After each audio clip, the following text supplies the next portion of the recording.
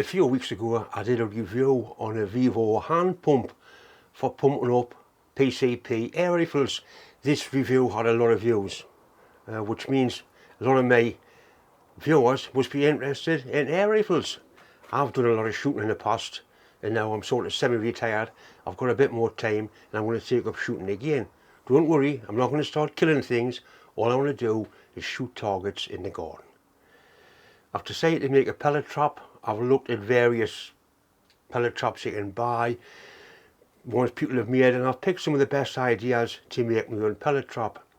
It needs to be three things. The first thing is it's got to be safe. I want no ricochets. The second thing is it's got to be quiet. I don't want to attract attention to myself shooting an air rifle in the garden. I'm not doing anything illegal, I just don't want to cause any hassle. The third thing is it's got to be cheap and easy to make. So that's enough talking. Let's have a look and see what I've decided to do, and then we can test things and do some noise measurements. There's quite a lot of things I want to do with the air rifle. I want to make a better moderator for it, so there'll be video there, machine video.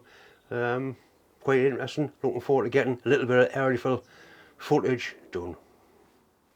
I'm not going to bake something. I'm going to use this as my pellet trap.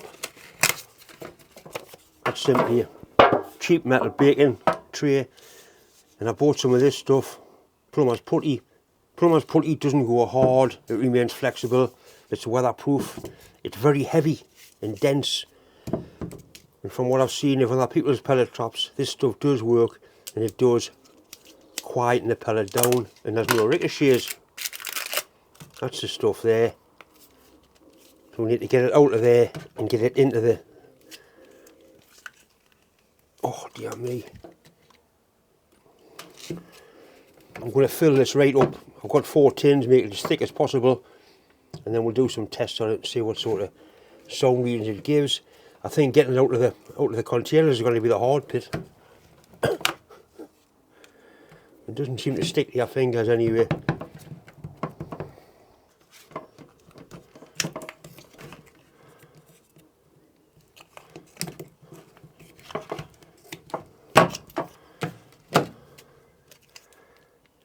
It really is heavy, sticky stuff. I'm sure you get the idea. We'll get all this out of these containers and get it sprayed, and then I'll come back. That's the 4 tubes in there, needing that tool to finish it off.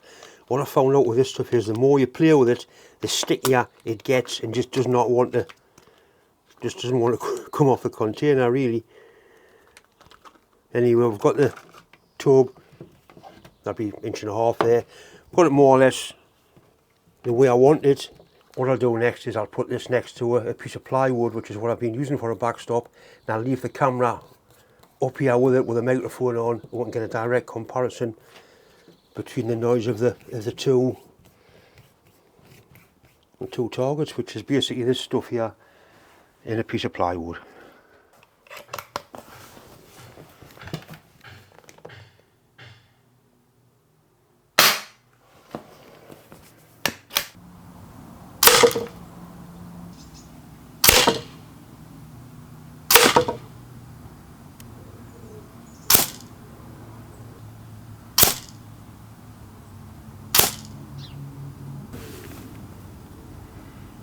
They haven't got in there very far really. This is the rifle I bought. Before you handle any gun, as soon as you pick it up, the first thing you do is make sure the gun is empty, which it is. Most people are shot with an unloaded gun or a gun with a safety catch on. It's as simple as that.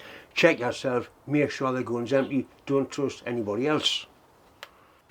The gun is a PR 9000 Mark II. Really cheap, in fact it's probably the cheapest pre-charge gun you can get. I think they're a couple £100. That's the air cylinder there, it's got a little pressure gauge on the end, obviously barrel silencer. A friend of mine sent us a decent sight, quite happy with it.